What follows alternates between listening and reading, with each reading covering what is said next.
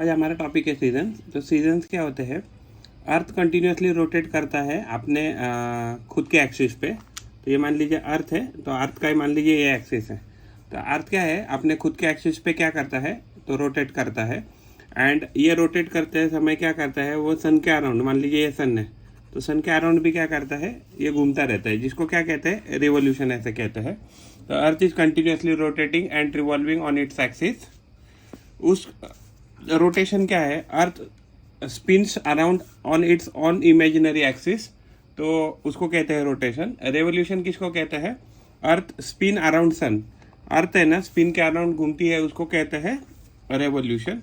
Day and night क्यों होती है, earth rotate around its axis due to which day and night occurs. तो क्या होता है कि मान लीजिए ये सन है, ये अर्थ है, तो यहाँ सन की लाइट आएगी, राइट। तो ये अगर मान लीजिए ये सन है, ये अर्थ है, तो इस हिस्से में क्या होगा, इतने हिस्से में लाइट आएगा, तो इधर क्या आ जाएगा, तो डे आ जाएगा।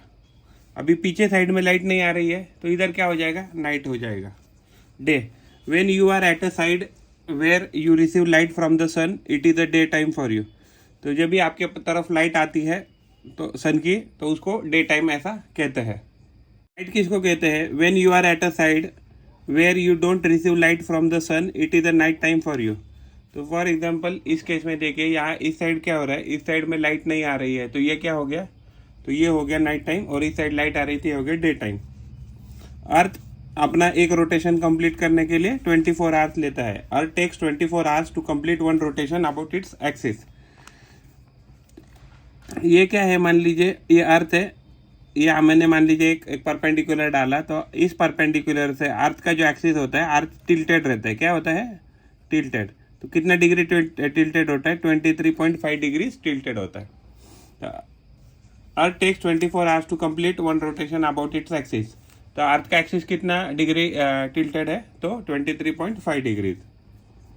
Rotation and revolution both this phenomena occur simultaneously, यानी जो अर्थ है वो खुद के एक्सिस के अराउंड तो घूमता ही रहता है, प्लस वो साइमल्टेनियसली सन के अराउंड भी घूमता रहता है। सन के अराउंड घूमता है उसको बोलते हैं रेवोल्यूशन, खुद के एक्सिस के अराउंड घूमता है उसको कहते हैं रोटेशन। तो ये दोनों साइमल्टेनियसली एक ही वक्त होते रहते हैं। अर्थ टेक्स कम्प्लीटली 365 डेज, यानी कि एक्चुअली टोटल कितना टाइम लगता है अर्थ को एक कंप्लीट रेवोल्यूशन कंप्लीट करने के लिए, 365.242 डेज। यानी कि हम रफली इसको कैलकुलेट 365 डेज करते हैं, बट एक्चुअल में कितना है वो, एक्चुअल में क्या है, earth takes 365.242 days to complete one revolution. Earth जो होता है, तो अर्थ का जो टिल्ट होता है एक्सिस के साथ, देखिए यहाँ मान लीजिए ये हमने स्ट्रेट लाइन निकाला, तो इसके साथ अर्थ कितना डिग्रीज पे टिल्टेड है, तो 23.5। अगर हमने हॉरिजॉन्टल एक्सिस निकाला, तो हॉरिजॉन्टल एक्सिस के साथ ये एंगल कितना बनेगा, 66.5 डिग्रीज। तो यानी कि वर्टिकली एंगल बना रहा है तो 23.5 डिग्रीज, एंड हॉरिजॉन्टली बना रहा है 66.5 degrees. Earth is tilted on its axis by 23.5 degrees due to which half year. तो इसकी वजह से क्या होता है, टिल्टेड होने के कारण, मान लीजिए ये ऐसा अगर टिल्टेड है, अगर ये सन है, तो इसकी वजह से क्या हो गया, ये हिस्सा क्या हो गया, सन की तरफ आ गया। Earth is tilted on its axis by 23.5 degrees due to which half year earth lean toward the sun. North hemisphere, half year क्या रहेगा, सन की तरफ रहेगा, एंड हाफ ईयर कौन सा रहेगा, मान लीजिए अगर मान लीजिए ये आपका अर्थ है, ये आपका अर्थ है, और मान लीजिए सन इधर है, तो सन के अराउंड कौन सा आ गया, साउथ सदर्न हेमिस्फीयर आ गया। तो जहाँ जो जो क्लोज आ जाएगा, तो 6 महीना साउथ हेमिस्फीयर उसके पास आएगा, सन के पास, एंड 6 महीना नॉर्थ हेमिस्फीयर सन के पास आएगा। Earth is tilted on its axis by 23.5 degrees due to which half year earth lean toward the sun, north hemisphere and और साउथ हेमिस्फीयर। अगर if north hemisphere lean toward the sun, मान लीजिए ये ऐसा अर्थ है, और मान लीजिए यहाँ सन है, तो ये क्या हो गया, यहाँ एग्जैक्टली सन नज़दीक आ गया नॉर्थ हेमिस्फीयर की तरफ। If north hemisphere lean toward the sun, then summer for that hemisphere. तो नॉर्थ में क्या रहेगा, समर रहेगा। अगर मान लीजिए सन यहाँ है इस साइड, तो सन इधर है, तो क्या हो जाएगा, इधर ये एरिया क्लोज हो जाएगा ये सन की तरफ, तो इधर क्या हो जाएगा, तब इधर साउथ हेमिस्फीयर में क्या आ जाएगा, समर आ जाएगा। जब नॉर्थ हेमिस्फीयर में समर रहेगा तो साउथ में विंटर रहेगा। नॉर्थ में मान लीजिए समर है तो साउथ में विंटर रहेगा, और साउथ में अगर समर है तो नॉर्थ में विंटर रहेगा, और ये कंटिन्यूसली ऐसे ही चलता है।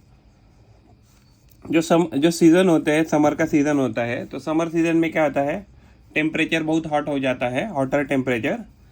जो भी रीजन है तो उस रीजन के पास बहुत ज़्यादा सनलाइट आती है, बहुत समय के लिए सनलाइट आती है, और जो ड्यूरेशन होता है, तो जो डे का ड्यूरेशन होता है वो लॉन्ग होता है कंपेयर टू नाइट का ड्यूरेशन। जब विंटर सीज़न आता है तो विंटर सीज़न में क्या होता है, टेम्परेचर जो होता है, ओवरऑल टेम्परेचर कम हो जाता है, लेस टेम्परेचर हो जाता है। जो पर्टिकुलर एरिया है उसके पास कम सनलाइट आता है, और कम सनलाइट आता है, और कम समय के लिए भी आता है, कम टाइम के लिए ही आता है सनलाइट। नाइट ड्यूरेशन क्या हो जाता है, नाइट ड्यूरेशन ज़्यादा लंबा हो जाता है कंपेयर टू डे ड्यूरेशन, यानी कि nights are longer than the day. अगर आप ओवरऑल पूरे वर्ल्ड की बात करें तो पूरे वर्ल्ड में अलग अलग सीज़न आते हैं। इंडिया में तो क्या majorly summer, winter and monsoon आता है।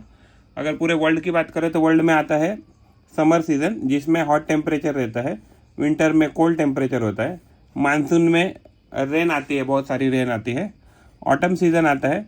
तो ऑटम सीज़न में क्या होता है, ट्रीज शेड देयर लीव्स, और टेम्परेचर कूल रहता है या कूलर रहता है।